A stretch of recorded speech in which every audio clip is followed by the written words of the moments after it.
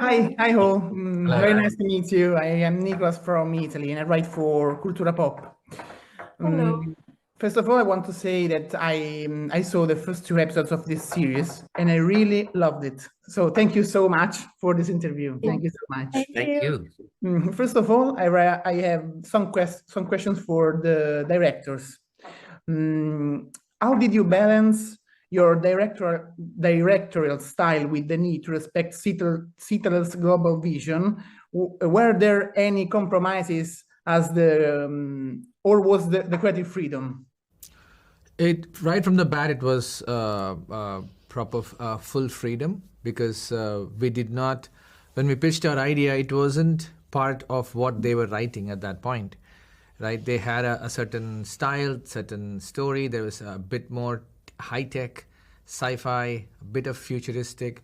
So there was all that. And so we pitched a polar opposite idea that why don't we go back and do set the story in 30 years back, and can we focus on two new Indian spies that we wanted to create and link them to the Citadel world with their child. So it became so they immediately went for it, and we wanted to be a bit more quirky and not too dramatic. I mean, it is a drama, but there is a bit of quirk and bit of cinematic feel to it. Cinema plays a motif in the show. So yeah, all these ideas were all taken. Not a single idea was rejected at that point.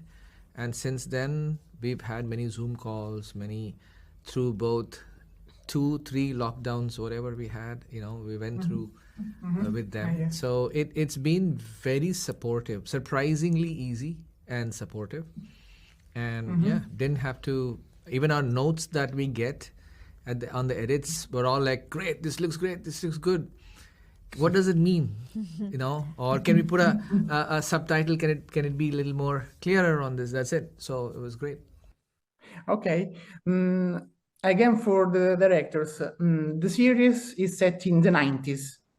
What elements of that decade did you want to emphasize, both visually and narratively, to make the atmosphere more authentic? See, the 90s is very special for India, especially. I'm sure for the rest of the world too, but for India, because mid-90s, India, there was a huge liberalization move in India. So our story is set in two timelines. One is set in 92 and one is 2000. And as it turns out, there's a huge difference between 92 and 2000. Compared to, say, any other 8-year period, this period happens to be special because in 92, the city was called Bombay. And there was still not too much of a Western influence or Western items, cell phones, cars, clothes, everything. Whereas by 2000, the economy had fully opened up. So that was one of the things that also got us interested, because if you have two timelines, there is actually a distinct difference between the two timelines, besides just being 8 years apart. And also, I mean, all of us like a little bit of nostalgia, right? So about 30 years ago, I think 30 to 40 years ago is a sweet spot for nostalgia. And so we get to use all the music from that era. And We played with technology. Yeah, and the technology played a big role. I mean, they have this amazing, huge, like a set of 10 CPUs so that they can read 8 gigabytes of data. Yes. Yeah, I mean, megabytes you can read, but gigabytes, have you heard of it? It was like, yeah. Okay. My next question is for Sita. How did you balance the need to tell a local story rooted in Indian culture with the global espionage tone of Citadel universe? Actually, as it turns out, it was fairly simple. We write Indian stories for India, so that comes naturally. We had some guidelines given by, Agbo and the showrunners, of the two organizations. One is the good one is the bad one.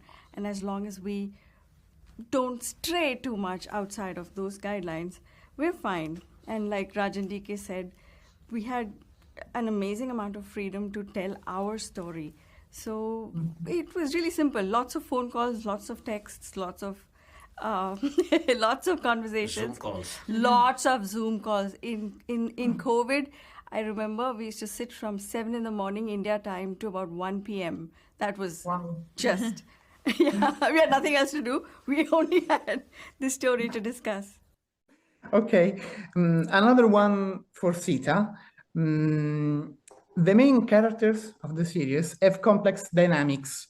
How did you build their narrative arcs, and what challenges did you face in creating characters that felt authentic within such an adrenaline-filled context? So to address it on a more global level, all of our characters are sort of broken. They come from broken backgrounds. So for them, they are sort of rudderless and desperately hoping to belong, hoping for family. So that was the base point. From there on, creating a honey, creating a bunny, and then there's a special character called Guru, was just pure thrill. Especially with honey. There's a lot of me in honey. As it turns out, Samantha says there's a lot of her in honey as well, which was amazing. There are two honeys. There's a young honey who's just setting out of, in life. There's a single mother of 2,000 who is worried, stoic, fiercely protective for her daughter. And the advantage with someone like Samantha is that she brings this intense, very vulnerable physicality to her role, which, worked so beautifully well for Honey. Similarly for Rahi, that's Bunny. Bunny is a foil to Honey. So he's just there, this great mentor, supporter, with his own shades of what loyalty means, what family means. And we found the perfect actor in Varun, because at the strangest times he would have this vulnerability across his, acting that made it so much more thrilling to watch. And then the wild card of the show, which is this character called Guru. He's a special one. He ultimately goes on to create the philosophy for the universe, really. That was just, how do I say, vicarious pleasure. How bad can you get? Okay, my last question, very fast, for Samantha. How did you prepare for the role of Oni? And do you feel maybe in some kind connected with her in something? There's a lot of connection with Honey, and it was strangely too connected, which really helped, playing this role. Honey is independent, she's a survivor, she's a fighter, and I'm just glad to be portraying characters that depict real-life women. Sometimes what is depicted on cinema is so far from reality, so far from women, their standing, their role in society. So it is really nice to play a role like Honey, who's strong, fierce, she's everything, all rolled in one. So, and also, the physical part was particularly exciting.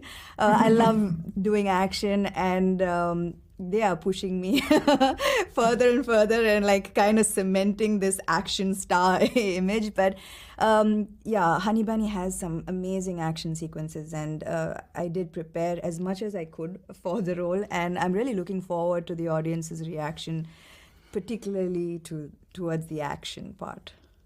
Okay, thank you so much. My time is over with you, but I really love this interview. Thank you again, and have a nice day. Thank you. Thank you. Have a nice day. Bye-bye. Bye-bye. Have a nice day.